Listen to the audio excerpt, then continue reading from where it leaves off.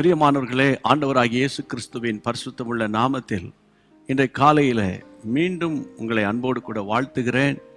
தேவன் கொடுத்த கிருபைதான் நாம் இந்த நிகழ்ச்சியின் மூலம் ஒருவரை ஒருவர் சந்திக்கிறோம். பிரியமானவர்களே, இந்த செய்தி ஒரு மிகவும் குறுகினதாக இருந்தாலும் இந்நாள் முழுவதும் பெருத்த ஆசீர்வாதத்தை கொண்டு வரப்போகிறது.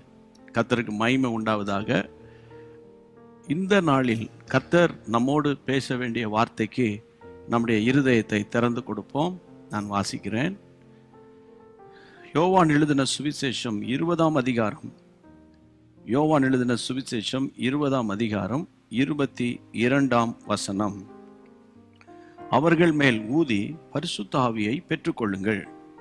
ஆண்டவராகிய இயேசு தன் வாயை திறந்து சொன்ன வார்த்தை பரிசுத்த ஆவியை பெற்றுக்கொள்ளுங்கள். கர்த்தருக்கு ஸ்தோத்திரம்.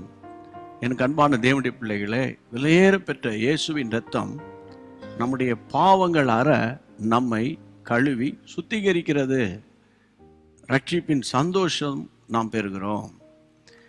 அதே போல பரிசுத்த ஆவியின் நிறைவு அல்லது பரிசுத்த ஆவியின் அபிஷேகம் நம்முடைய வாழ்க்கையில் அடுத்த ஒரு மேன்மையான அனுபவங்களுக்குள்ளே நம்மை நடத்துகிறது. அனுதினமும் ஆவியானவரோடு என்ற இந்த செய்தியின் தலைப்பு உங்கள் வாழ்க்கையின் மாறாத ஆசீர்வாதங்களை கொண்டு வரும் என்பதில் மாற்று கருத்து இல்லை. இன்றைக்கு நீங்கள் கேட்கிற வார்த்தை என்ன? அன்றைக்கு சீஷர்களை பார்த்து அவர்கள் மேல் ஊதி பரிசுத்த ஆவியை பெற்றுக்கொள்ளுங்கள் என்று ஆண்டவர் சொன்னார். பல வருஷத்துக்கு முன்பு ஒருவர் எழுதின கடிதம் எனக்கு இப்போது நினைவுக்கு வருகிறது.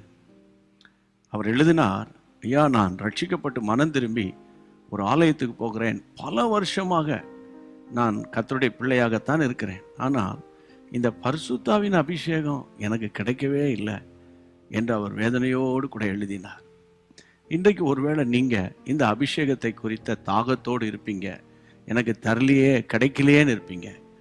நான் உங்களுக்கு சொல்லுகிறேன், நீங்கள் அபிஷேகம் பெற போறீங்க. ஆவியில் நிரம்பி ஜெபிக்க போறீங்க. நீங்கள் பரிசுத்த ஆவியை பெற்றுக்கொள்வது தேவ சித்தம். பரிசுத்த ஆவி உங்களிடத்தில் வரும்போது நீங்கள் பலனடைவீர்கள் அல்லவா?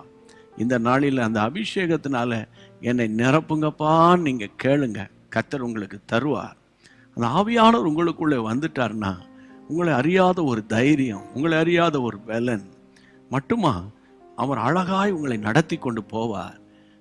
ஆச்சரியமான காரியங்களை செய்வார். அதனால இன்றைக்கு ஆண்டவர் பேசின வார்த்தை என்ன? அபிஷேகத்தை பெற்றுக்கொள்ளுங்கள். ஆவியானவர் உங்களுக்குள்ள இருந்து வாசம் பண்ணி உங்கள் வீட்டிலே உலாவி வந்து நீங்கள் எங்கெல்லாம் போறீங்களோ அவர் ஆச்சரியமாய் அதிசயமாய் உங்களை வழி நடத்தி வெற்றிகரமான நாளாக இந்த நாள் உங்களுக்கு இருக்க போகிறது. அதுக்காக ஜெபம் பண்ணலாமா? கண்களை மூடி தலைகளை தாழ்த்தி ஜெபிப்போம். நல்ல பிதாவே, இந்த ஆசீர்வாதமான ஜெப நேரத்துக்காக ஸ்தோத்திரம். பிள்ளைகளுக்காக நான் ஜெபிக்கிறேன். தாகத்தோடு கேட்குறாங்களப்பா. ஆண்டவரே, ஆண்டவரே, உம்முடைய வல்லமை வரும்போது கர்த்தாவே, வறண்ட நிலங்கள் எல்லாம் நீர்ப்பாய்ச்சலான தோட்டம் போல மாறுகிறது போல வறட்சியான உம்முடைய பிள்ளைகளின் ஆவிக்குரிய வாழ்க்கையில் ஒரு செழிப்பு உண்டாகத்தக்கதாக பரிசுத்த ஆவியின் அளவு கடந்த அபிஷேகத்தை உம்முடைய பிள்ளைகள் மேல் ஊற்றுவீராக. அளவு கடந்த வல்லமையினால் உம்முடைய பிள்ளைகளை நிரப்புவீராக. இயேசு கிறிஸ்துவின் நாமத்தில் நான் ஜெபிக்கிறேன்.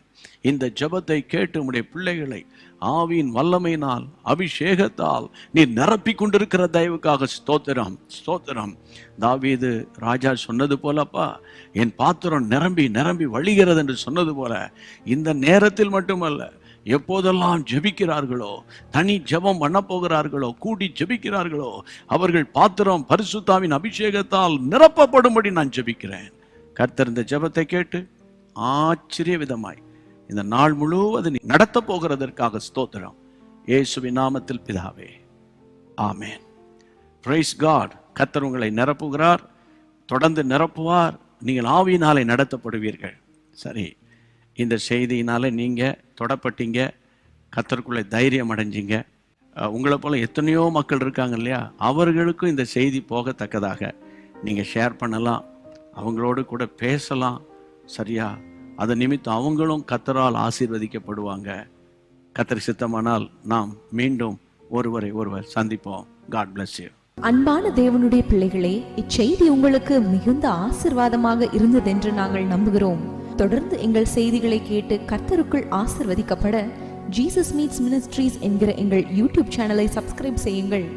மேலும் உங்கள் ஜெப உதவிக்கு எங்களோடு நீங்கள் தொடர்பு கொள்ள வேண்டிய தொலைபேசி எண் 9841252836 மற்றும் 7299546363. Email gpsrobinson@hotmail.com. கர்த்தர் உங்களை ஆசிர்வதிப்பாராக.